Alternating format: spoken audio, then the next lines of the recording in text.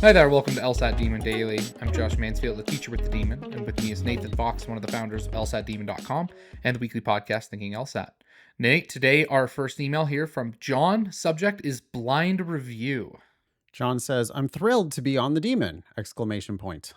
It makes drilling and blind review so intuitive and easy to get going. I just started my LSAT journey last week with a diagnostic score of 166. Oh, God. I've been performing consistently in that 165 to 170 range since. Any advice on how to structure my study given the starting place I'm at? That's a really terrific diagnostic score. I have no doubt that John is going to make it solidly into the 170s. Any specific advice for somebody who starts this high, or is it just more of the same? I think it's typically more of the same. I think one thing that students do and that I would caution John against is I've seen students who either start high or are finally getting higher up, who then start to obsess over question types. That's always the natural inclination. Is John has this natural aptitude or developed this skill to do well on this test through previous experience, and the instinct is, well, now I've got to learn the specifics of the test, and they watch their scores drop a couple points and they don't know why, and it's because they forget the intuitive nature of the way that they approached it before. Yeah. I mean, but at the demon, I don't think they're as likely to fall into that trap Agreed. because we don't, we really, and this is why, if you want to know why the demon is built the way the demon is, it's because I myself was a lot like John when I started LSAT prep, and it was like, hey, all you really need to do is practice this stuff, because if you, like, John knew that he was capable of reading and understanding and just answering the questions. The only, like, think about that. A cold Yeah. 166 means that it's not a test of any kind of prior knowledge. It's just you can solve the questions. The questions are there to be solved. So he knew that right away. And hopefully the demon doesn't lead him down this road of, oh, you got to go do all these modules before you start doing your practicing. You've got to spend 6 months studying theory before you can ever dip your toes in the waters of an actual test. Like, no, you're in a great spot. I have no doubt you're going to end up in the 170s. The question that you always need to relentlessly ask, John, is just, why did I miss this one question? Why is the right answer right? Why is the wrong answer wrong? Can I see how this question could have been solved? Once you feel that click of understanding, oh yeah, I get it. Based on that record, based on that question that they're asking me, not really question type, just what are they asking Hmm. me about this record? Do I understand the record? Do I understand the question? Okay, well, there's only one answer that actually answers the question, and there's four that don't.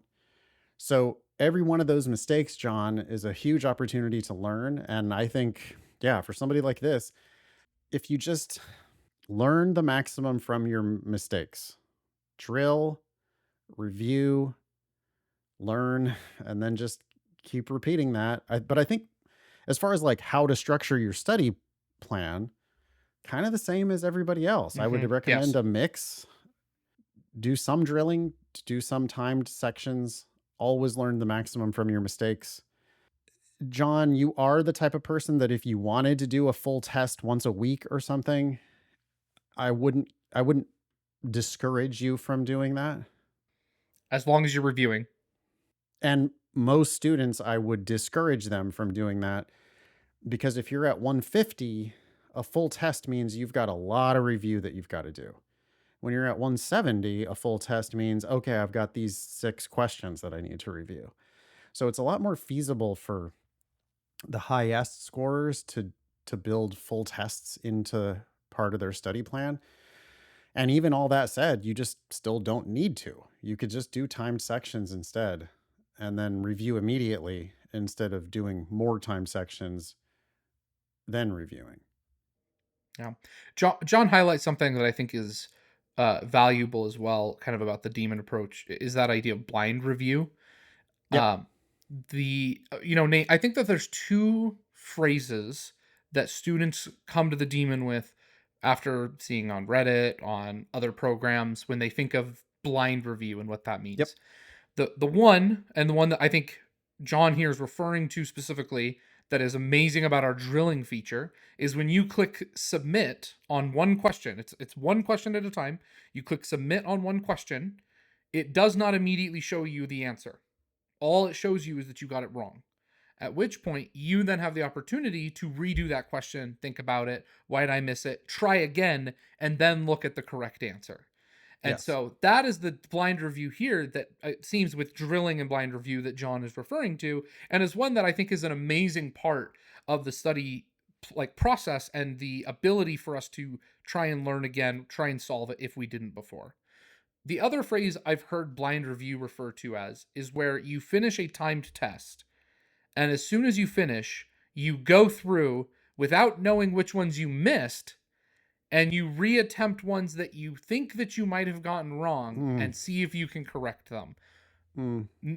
Nate, what's your thought on? I mean, your facial expression is kind of giving away my question, but what do you think of that style of blind review? Just seems a little bit inefficient. I guess there's nothing that's really that wrong with it, but if you just blind review your mistakes, I feel like you're fine. And the Demon is built for blind review. Yeah, Demon drilling, as Josh said, is built for blind review, one question at a time. You do your best on it, you take your time with it, you're not rushing, you're just drilling. You try to get it right. You hit submit, you find out whether you got it right or not, but it doesn't tell you what the right answer is, so you have another chance to do it. You know you missed it, so you've got to think it through a little more now, try again. But then at some point you're just banging your head against the wall and you might as well get into the explanations. right, right. So I like the idea of trying it again. Oh, wait, what? It's not that? Oh, let me see if I can solve why. But then you might as well like read the expert explanation, Yeah, watch the video explanations, use the ask button to ask your questions. You might as well get into the learning process. I've never understood why people think that they should do a test and then redo the entire test. Or I guess that type of blind review, like blind reviewing the entire section, hmm, is built for this. It's kind of on the theory that finishing the section is important. sure. Like, well, we know you're not going to have time to actually solve all these questions. We want you to half-ass it and move on to the next one so that you can practice finishing sections, then you can blind review. Yeah, I'd rather you, if you're going to do your time sections, your goal there is to learn how to ignore the clock. I don't want you practicing your timing. I want you to practice ignoring the time. So that's why we don't do that type of blind review. We just don't want to train you on this idea that like, oh yeah, well, you're going to race through the section, then you're going to like actually take your time with the questions on blind review. That doesn't make any sense to me. Here's the other thing that I think it encourages, and to the fault and to a problem of your learning, is that it encourages you to say, "Yep, this is a problem I want to come back to and blind Right. review." And so you're mentally like categorizing, "Oh yeah, I did this one. I'm okay on Oh, this you're one. I need to go do this flagging one." it, right? Yeah, Using the flag thing, which we never teach anybody never to use the flag flag button. questions. I think the flag button is a waste of time. Yeah. And, what it trains people to do is like, okay, so as I'm doing the test, part of my experience is going to be flagging the questions that I know I fucked up on already. Why? So that you can then finish the section, make a bunch of other mistakes along the way, and then finish the section early And then go do it and then right. go back Yeah, and yeah. do them again until time runs out. I mean, what? Like you literally can't flag you can't review questions after your test, right? After your official test, you're not even going to be able to You'll review. never know. So the flagging on the test, on the official test, the flagging is only for the purposes of in that 35 minutes.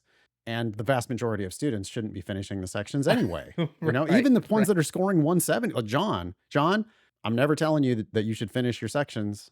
I don't want you finishing your sections. I want you getting every question right when you attempt it. And that's why you don't need to blind review your sections. Yep.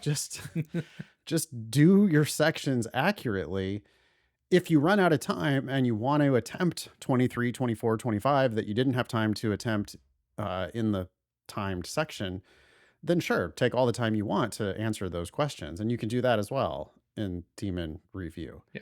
But you don't need to blind review the entire section. And I honestly think that that is built on this assumption that you're going to be skimming the surface. And we just don't want you to do that. We want you going deep. Yep, that's spot on. Anything else for John? I mean, you're going to kill it. Like, Yeah. you know, no, I think that John, very credibly should be looking at, if you're not already signed up for, well, I mean, I think the August test, right? Yeah. And like between now and then, I can't see a world where you're not scoring 170s pretty regularly on your practice tests, and you go sit for the official test, get your 175 or higher, and you're done. Great place to be, John. Yeah. I mean, because like 146 is a perfectly fine starting score, Yeah. and 156 is a great starting score. 166 is just a truly excellent starting score, and I think you got Jo- smooth sailing. John's starting the last leg of a 400-meter race, and he just gets to start with 100 meters left to go. Yeah, That's about where he's at. yeah, yeah, great, great job, John. Thanks for writing in. Just again, everyone's prep needs to be built on thorough review of every mistake. So no matter what you do, when you sit down to study, you should be sitting down with the intention of making no mistakes. But then when you do, there's your opportunity to learn. Great. Thanks, John. Email daily at lsatdemon.com if you'd like to ask us a question or share some LSAT or law school admissions news. Thanks for listening.